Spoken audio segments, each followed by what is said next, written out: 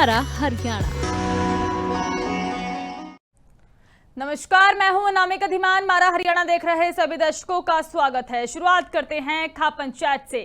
महम में आज सर्वखाप महापंचायत होगी। अश्लीलता और गन कल्चर पर चर्चा की जाएगी। 100 से अधिक खापों को इस दौरान न्योता भेजा गया है। हो सकता है बड़ी संख्या में खाप पंचायतें इस दौरान पहुंचे। राकेश टिकैत के पहुंचने की संभावना बताई जा रही है। कई कलाकारों को भी इस दौरान बुलाया गया। स्टेज पर अश्लील डांस पर रोक लग सकती है। गन कल्चर पर सख्त फैसले संभव हो सकते हैं। सोशल मीडिया कंटेंट पर चर्चा होगी। 24 चबूतरे पर इस दौरान खाप पंचायतें जुटेंगी और खाप प्रतिनिधि अहम मुद्दों पर मंथन करेंगे। हो सकता है कि कई बड़े चेहरे इस दौरान पहुंचे। स्टेज पर अश्लील डांस करने पर, गन कल्चर पर सख्त रोक लगाने पर फैसला संभव हो सकता है। इस महापंचायत में अश्लीलता और गन कल्चर को लेकर आज चर्चाएं की जाएंगी, मंथन होगा। सोशल मीडिया कंटेंट पर भी चर्चा आज महापंचायतें करेंगी। सर्वखाप की महापंचायतें 24 चबूतरे पर जुटेंगी और अन्य मुद्दों को लेकर सोशल मीडिया से जुड़े और स्टेज तक जुड़े अन्य मुद्दों को लेकर आज मंथन किया जाएगा। हो सकता है कई बड़े सिंगर, कई बड़े नेता इस खाप पंचायत में पहुंचे।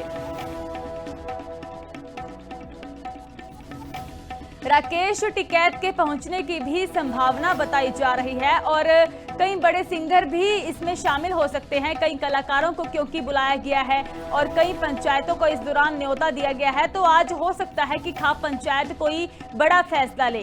100 से अधिक खाप पंचायतों को न्योता दिया गया। महम में आज सर्वखाप महापंचायत है। स्टेज पर अश्लील डांस करने पर रोक लगाई जा सकती है। गन कल्चर को बढ़ावा देने पर रोक लगाई जा सकती है कि किस तरह सिंगर्स और जो डांसर्स होते हैं वो स्टेज पर डांस करते हैं और स्टेज पर ही गन कल्चर को बढ़ावा दिया जाता है, उस पर भी चर्चा की जाएगी। सोशल मीडिया कंटेंट पर भी चर्चा की जाएगी कि किस तरह का सोशल मीडिया कंटेंट होना चाहिए। हो सकता है कि इन सब मुद्दों को लेकर कोई विचार विमर्श किया जाए, सलाह मशवरा किया जाए, तभी कोई फैसला लिया जाए। पर आज खाप प्रतिनिधि अहम मुद्दों पर मंथन करेंगे। आज महम में जुटेंगे और 100 से अधिक खापों को इस दौरान न्योता दिया गया है कि वह इस महापंचायत में शामिल हों। हो सकता है राकेश टिकैत भी पहुंचे और अन्य गायकों को भी, सिंगर्स को भी इस महापंचायत में पहुंचने के लिए बुलाया गया है। कई कलाकारों को बुलाया गया क्योंकि देखना होगा कि आने वाले समय में क्या फैसला महापंचायत की ओर से लिया जाता है। खैर, आज यह महापंचायत होनी है, देखते हैं क्या फैसला महापंचायत इस दौरान मीटिंग में लेती है। मंथन किया जाएगा, 1 to 1 चर्चा होगी और गन कल्चर पर सख्त फैसले भी संभव हैं कहा जा रहा है। तो हो सकता है कि सोशल मीडिया पर जो कंटेंट लगातार लोगों की ओर से बनाया जाता है और इसको लेकर भी कोई बड़ा फैसला महापंचायत सुनाए।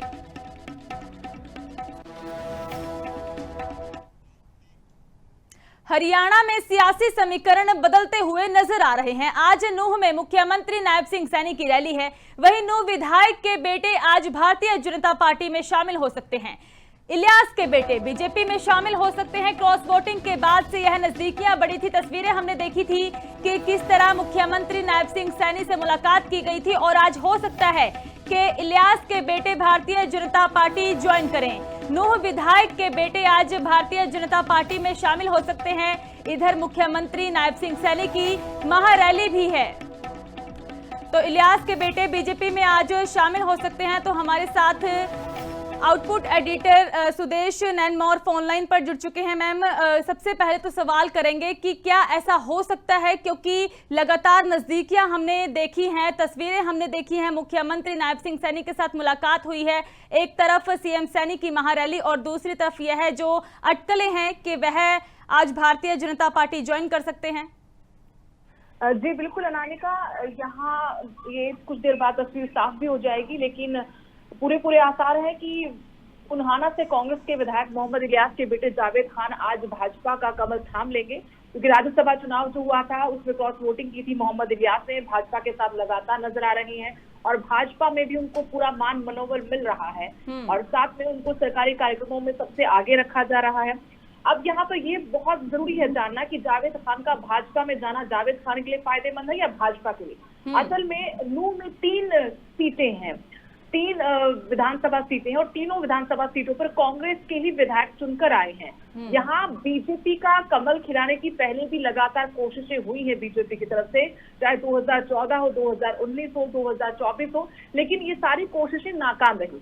इस बार बीजेपी कांग्रेस के पुराने नेताओं के जरिए यहाँ पर सेंधमारी की कोशिश कर रही है।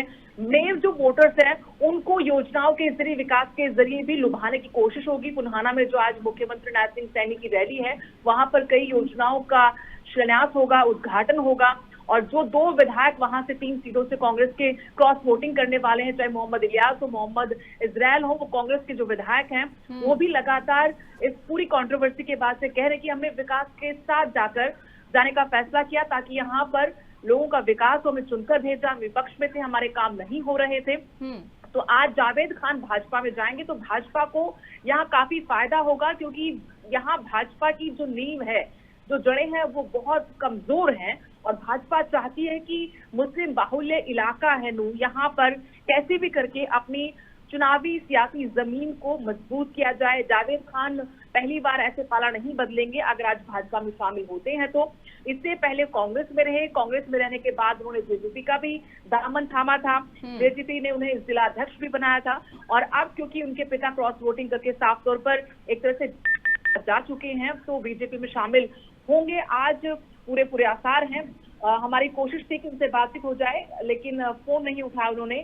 और आज पुन्हाना में जो उनकी रैली है, खुद इस रैली को लेकर उन्होंने भी अपने कार्यकर्ताओं के साथ मिलकर लोगों को इकट्ठा किया, लोगों के बीच गए, इस रैली का न्योता दिया, लगातार मेहनत कर रहे थे, मुख्यमंत्री के साथ भी लगातार नजर आते रहे हैं। तो आज कांग्रेस के मजबूत गढ़ नून में जहां 3 विधानसभा सीटें आई हैं, वहां पर भाजपा जावेद खान को अपनी पार्टी में शामिल करके एक बड़ा संकेत देना चाहती है और जमीनी स्तर पर अपनी पार्टी को वहां पर खड़ा करना चाहती है। इससे पहले 2014 के चुनाव हुए, 2019 के, तब भी कोशिश हुई थी, ध्रुवीकरण की कोशिश भी हुई थी बीजेपी की तरफ से, लेकिन नाकाम रही। 2024 के चुनाव में भी उन्हें कामयाबी हासिल नहीं हुई। और यहाँ पर सबसे महत्वपूर्ण एक बात हो रही है, गुरुग्राम नू जो इलाका है वो गुरुग्राम लोकसभा सीट के अंतर्गत आता है। यहाँ पर भले ही बीजेपी के राव इंद्रजीत सिंह जीतते आ रहे हैं लगातार, लेकिन वो उनकी अपनी मेहनत या अपना चेहरा मोहरा है। लंबे वक्त से वो कांग्रेस में भी 4 दशक की राजनीति उनकी हो गई है, लेकिन इस बार उनके लिए भी जीत आसान नहीं थी, क्योंकि इस बार एक मास्टर स्ट्रोक कांग्रेस की तरफ से खेला गया था। राज बब्बर को यहाँ से लोकसभा चुनाव में मैदान में उतारा गया था, लेकिन इस बार बीजेपी चाहती है कि गुरुग्राम लोकसभा सीट को भी अपनी सेफ सीट बनाया जाए। इसके लिए बहुत जरूरी है कि स्थानीय जो नेता हैं वो कांग्रेस के हो, किसी और पार्टी के हो, क्योंकि यहाँ पर कांग्रेस या फिर आईएनएलडी मजबूत रही है, तो वहां से उनको तोड़कर अपने साथ मिला जाए ताकि इन 3 विधानसभा सीटों के साथ साथ गुरुग्राम लोकसभा सीट जो बहुत महत्वपूर्ण है हर लिहाज से किसी भी सियासी दल के लिए, उसको मजबूत किया जाए। तो भाजपा की कुल मिलाकर रणनीति यही है कि दक्षिण हरियाणा में खासकर नू में जहां में वोटर्स ही फैसला करते हैं हार जीत का, उनको साधा जाए और अपनी सियासी जमीन को मजबूत किया जाए। अनामिका। ठीक है सुदेश, बहुत बहुत धन्यवाद हमारे साथ जुड़ने के लिए। और क्रॉस वोटिंग के बाद यह नजदीकियां बढ़ती हुई नजर आई थी, तो लगातार आज यह कयास है, अटकलें हैं कि मोहम्मद इलियास के बेटे आज भारतीय जनता पार्टी ज्वाइन कर सकते हैं। एक तरफ मुख्यमंत्री नायब सिंह सैनी की महारैली और दूसरी तरफ हो सकता है कि मोहम्मद इलियास के बेटे आज भारतीय जनता पार्टी में शामिल हों।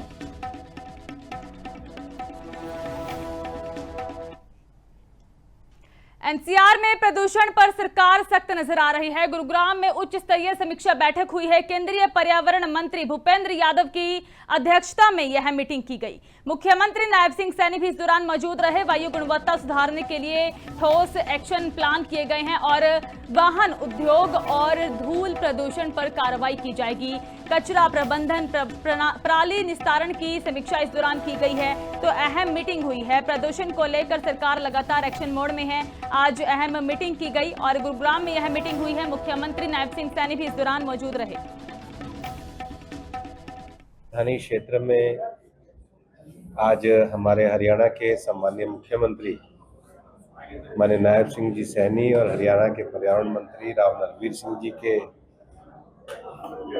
उपस्थिति में माननीय मुख्यमंत्री जी की अध्यक्षता में एनसीआर क्षेत्र में विशेष रूप से हरियाणा के जो हमारे एनसीआर के जिले आते हैं, सोनीपत, पानीपत, फरीदाबाद, गुड़गांवा, मानेसर। इधर आने वाले समय में वायु प्रदूषण की समीक्षा की गई। उस दृष्टि से सबसे पहले जो व्हीकल पॉल्यूशन है, इंडस्ट्रियल पॉल्यूशन है, डस्ट पॉल्यूशन है, हरियाली को बढ़ाने का काम है, उन सब विषयों की विस्तार से चर्चा की। हरियाणा में मानसून एक बार फिर से एक्टिव हो चुका है। कई जिलों में बारिश का अलर्ट जारी कर दिया गया। यमुनानगर में भारी बारिश का येलो अलर्ट है और इस दौरान गर्मी से राहत मिल सकती है। पानीपत में सुबह से तेज बारिश जारी है। 28 जुलाई को भारी बारिश का अलर्ट दिया गया। मानसूनी टफ से बड़ी इस दौरान बारिश की गतिविधियां बढ़ती हुई नजर आई हैं। प्रदेश में अगले दिनों तक यह असर जारी रहेगा। गर्मी से राहत मिलती रहेगी। मानसून खैर बीच बीच कमजोर होता हुआ भी नजर आया। खैर अभी मौसम विभाग की ओर से मानसून को लेकर अलर्ट जारी कर दिया गया। कई जिलों में भारी बारिश होगी, गर्मी से राहत मिलेगी। हालांकि इस भारी बारिश के दौरान कई जिलों में प्रशासन की पोल खुलती हुई भी नजर आती है, क्योंकि सड़कों गलियों में पानी भर जाता है। ऐसे हादसे भी होते हैं और कई समस्याओं का सामना करना पड़ता है। तो और जानकारी के लिए हमारे साथ मौसम वैज्ञानिक चंद्रमोहन जी फोन लाइन पर जुड़ चुके हैं। सर, स्वागत है लिविंग इंडिया न्यूज पर। जी धन्यवाद। चंद्रमोहन जी, किस तरह का मौसम अभी रहने वाला है और आने वाले दिनों के लिए क्या अलर्ट है? जी बिल्कुल, देखिए हरियाणा, एनसीआर, दिल्ली में जो मानसून की जो एंट्री थी वो जुलाई की शुरुआत में धमाकेदार हुई थी, परंतु उसके बाद जो लो प्रेशर एरिया बना 6-7 तारीख के आसपास, तो जिसकी वजह से हरियाणा के उत्तरी, पूर्वी और पूर्वी दक्षिणी जिलों में अच्छी बारिश हुई, जबकि पश्चिमी जिलों में आमतौर पर मौसम शुष्क रहा। परंतु बीच में 1-2 पश्चिमी विक्षोभ आए, जिसकी वजह से वहां पर हल्की बारिश देखने को मिली। उसके बाद अभी जो लो प्रेशर एरिया जो पीछे 16 तारीख को बना था बंगाल की खाड़ी पर, उसके असर से हरियाणा, एनसीआर, दिल्ली में पिछले दिनों भी अच्छी बारिश देखने को मिली। परंतु उसके बाद मानसून की जितनी भी मौसम जो प्रणालियां हैं वो सारी राजस्थान के दक्षिणी हिस्से में पहुंच गई, और मानसून ट्रफ भी दक्षिणी हिस्से में पहुंचने की वजह से हरियाणा, एनसीआर, दिल्ली में खंड बारिश की जो परिस्थितियां देखने को मिली। खंड बारिश में जो दक्षिणी जो जिले हैं, मध्यवर्ती जिले हैं और साथ में पूर्वी जो जिले हैं उन पे ही देखने को मिला, जबकि उत्तरी जिले मतलब मानसून की जो सक्रियता उसमें कमी देखने को मिली। वर्तमान में मानसून की जो गतिविधियां हैं वो कमजोर पड़ी हुई है हरियाणा, एनसीआर, दिल्ली पर, परंतु फिर भी क्योंकि पूर्वी जो हवाएं हैं, मानसूनी हवाएं हैं, लगातार हरियाणा, एनसीआर, दिल्ली पर हरियाणा की अगर बात करें चंद्रमोहन जी, तो किस तरह का अलर्ट है? क्योंकि भारी बारिश होगी, क्या गर्मी से राहत मिलेगी? क्योंकि हमने यह भी देखा है कि जैसे ही मानसून की शुरुआत होती है, बीच बीच में मानसून कमजोर भी हुआ है। एक बार फिर से उमस भरी गर्मी का सामना करना पड़ा था। बिल्कुल, देखिए 28 तारीख के आसपास एक और लो प्रेशर एरिया बंगाल की खाड़ी पर बनेगा, जिसकी वजह से जो मानसून ट्रफ है, जो मानसून को मतलब या बारिश की जो गतिविधियां उस मानसून ट्रफ के इर्द गिर्द ही होती हैं, तो वर्तमान में वो राजस्थान पे बनी हुई है, और जिसकी वजह से हरियाणा, एनसीआर, दिल्ली पर जो मानसून की एक लयता या तारतम्यता जो देखने को मिलती है वो नहीं मिल रही। लगातार बिखराव वाली बारिश की परिस्थितियां देखने को मिल रही है। जहां पर बारिश होती है वहां पर ठीक होती है, परंतु जहां पर नहीं होती वहां पर आम जन को उमस भरी पसीने वाली गर्मी से रूबरू होना पड़ता है। परंतु 28 तारीख के बाद मतलब मानसून की जो ट्रफ है वो हरियाणा, एनसीआर, दिल्ली पर आने की संभावना बन रही है, जिसकी वजह से फिर से मानसून गतिविधियों में इजाफा देखने को मिलेगा। ठीक है चंद्रमोहन जी, बहुत बहुत धन्यवाद हमारे साथ जुड़ने के लिए, जानकारी देने के लिए। मौसम को लेकर मानसून आने वाले दिनों में हरियाणा में सतर्क होगा और यमुनानगर में येलो अलर्ट जारी किया गया। पानीपत में सुबह से तेज बारिश हो रही है और इस दौरान गर्मी से राहत मिल रही है। कैथल में छात्रों की ओर से भारतीय जनता पार्टी के खिलाफ प्रदर्शन किया गया। धर्मेंद्र प्रधान के इस्तीफे की मांग लगातार तेज होती हुई नजर आ रही है। लाठीचार्ज और कार्रवाई के खिलाफ यह विरोध किया गया है। सरकार पूरी तरह से युवा विरोधी है, छात्र कहते हुए नजर आए हैं। छात्र किसान संगठनों ने इस दौरान संयुक्त मार्च निकाला और जवाहर पार्क से हनुमान वाटिका तक यह मार्च निकाला गया। डीसी अपराजिता को ज्ञापन सौंपा गया। सरकार के खिलाफ छात्रों ने जमकर नारेबाजी की है। कॉकरोच जनता पार्टी लगातार जंतर मंतर पर प्रदर्शन कर रही है। बीते कई दिनों से केंद्र सरकार के साथ आज एक बार फिर से मीटिंग होगी और यह तस्वीरें जो आप देख रहे हैं वह कैथल की हैं, जहां पर बड़ी संख्या में नौजवान छात्र इकट्ठे हुए हैं और लगातार केंद्रीय शिक्षा मंत्री धर्मेंद्र प्रधान के इस्तीफे की मांग की जा रही है। इन्होंने एक संदेश दिया है कि भविष्य में कभी भी कुछ ऐसा हुआ तो हमारे ये छात्र बढ़ चढ़ करके अपने अधिकारों के प्रति जागरूकता के माध्यम से सभी अधिकारों के प्रति अपनी लड़ाई लड़ सकते हैं। ये पूरे भारत के अंदर संदेश भी है। छात्रों के लिए हम लड़ रहे हैं। किसान संगठनों ने काफी लंबे समय से फसल और नस्ल बचाने की लड़ाई लड़ी है।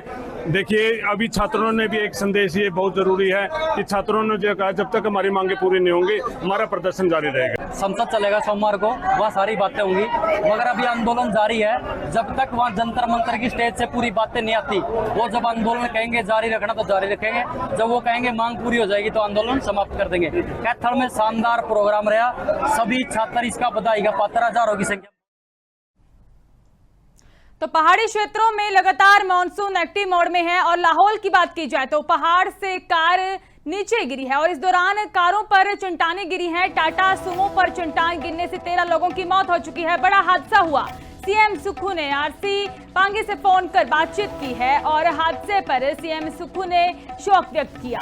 प्रशासन से घटना की पूरी जानकारी ली गई। प्रभावित परिवारों के प्रति संवेदनाएं जताई गई हैं। आरसी पांगे को हर संभव सहायता देने के निर्देश दिए गए हैं और शोकाकुल परिवारों को धैर्य देने की कामना की गई है। तो मुख्यमंत्री सुखविंदर सुक्खू की ओर से खुद बातचीत की गई है। बड़ा हादसा हुआ, कई लोगों की मौत हो चुकी है। घटित हुई है घटना घटी हुई है डिस्ट्रिक्ट लाहौल स्पीति और डिस्ट्रिक्ट चंबा के बॉर्डर पर। लाहौल स्पीति में एरिया था डिस्ट्रिक्ट चंबा के बॉर्डर से 4 किलोमीटर। तो ठीक है, आप सारे वहाँ उनको राहत पहुँचाओ, जो कुछ हो सकता है वो करवाओ। अगर किसी के बचने की उम्मीद है तो अगर हेलीकॉप्टर आ सकता है तो मैं हेलीकॉप्टर की सुविधा भी दे दूंगा। सीरियस जो भी सीरियस पेशेंट है उसको उठा के या तो पीजीआई या एम्स या सीधा पहले यहाँ पहुँचाओ मेडिकल कॉलेज में। तो फिर क्या कर सकते? तो वेरी सैड। चलो कोई नहीं, आप उनके परिवार को ढांढस बिताने जाओ उनके घर में। ठीक है। हिमाचल में आज कांग्रेस की ओर से कैंडल मार्च निकाला जाएगा। नीट पेपर लीक के मामले में विरोध प्रदर्शन किया जाएगा। सीबीएसई अनियमितताओं को लेकर आवाज उठाई जाएगी। जंतर मंतर के छात्रों को कांग्रेस का समर्थन लगातार मिलता हुआ नजर आ रहा है। शाम 7 बजे जिला मुख्यालयों पर यह मार्च होगा। प्रदेश अध्यक्ष विनय कुमार की ओर से निर्देश दिए गए हैं। मुख्यमंत्री सुखविंदर सिंह सुक्खू ने लोगों से अपील की है, आत्महत्या करने वाले छात्रों को श्रद्धांजलि दी जाएगी। कि बड़ी से बड़ी संख्या में लोग इस दौरान मार्च में पहुंचे। कांग्रेस लगातार भारतीय जनता पार्टी के खिलाफ रोष जाहिर करती हुई नजर आ रही है। कि जंतर मंतर में बैठे हमारे जो प्यारे बच्चे हैं, जो अपनी आवाज उठा रहे हैं, जिनका सिर्फ एक ही मकसद है, वो किसी राजनीतिक दल से संबंधित नहीं है, कि उनकी आवाज में हम लोग भी आवाज उठाएं। इस संदर्भ में मैं ये कहना चाहता हूँ कि हमने ये फैसला किया है कि सभी राजनीतिक दल के लोग उन बच्चों के समर्थन में इकट्ठे हों और एक कैंडल मार्च, जो प्यारे बच्चे नीट के एग्जामिनेशन का सदमा सहन नहीं कर सके और आत्महत्या कर ली, उनकी आत्मा की शांति के लिए, और जिन बच्चों ने जंतर मंतर पर अपना आंदोलन शुरू किया है, आंदोलन के दौरान पुलिस ने वहाँ लाठीचार्ज किया, छोटे छोटे बच्चों को बहुत चोटें आई, उनके समर्थन में। वहीं चंबा में चालक की सूझबूझ से एक बड़ा हादसा टला। साचपास मार्ग पर इस दौरान ट्रक सड़क से बाहर निकला है। गहरी खाई में एक ट्रक का अगला हिस्सा लटका हुआ मिला। चालक ने समय रहते वाहन पर नियंत्रण पाया। करीब 800 मीटर गहरी खाई में गिरने से बचा है यह ट्रक चालक। हादसे में चालक पूरी तरह से सुरक्षित है। जेसीबी की मदद से ट्रक को सुरक्षित बाहर निकाला गया। तस्वीरें आप देख सकते हैं, काफी भयानक भी हैं, क्योंकि ऐसे में रोंगटे खड़े हो जाते हैं जब कोई ऐसा हादसा होता है। और खाई के ठीक ऊपर ट्रक का अगला हिस्सा नीचे गिरने से बचा है और लटकता हुआ नजर आया। तो ट्रक चालक की सूझबूझ से यह बड़ा हादसा कह सकते हैं कि टलता हुआ नजर आया है। खैर, ट्रक चालक फिलहाल सुरक्षित है, उसे बाहर निकाला गया और ट्रक को भी बाहर निकालने की कोशिश की जा रही है कि सड़क पर ले जाया जाए।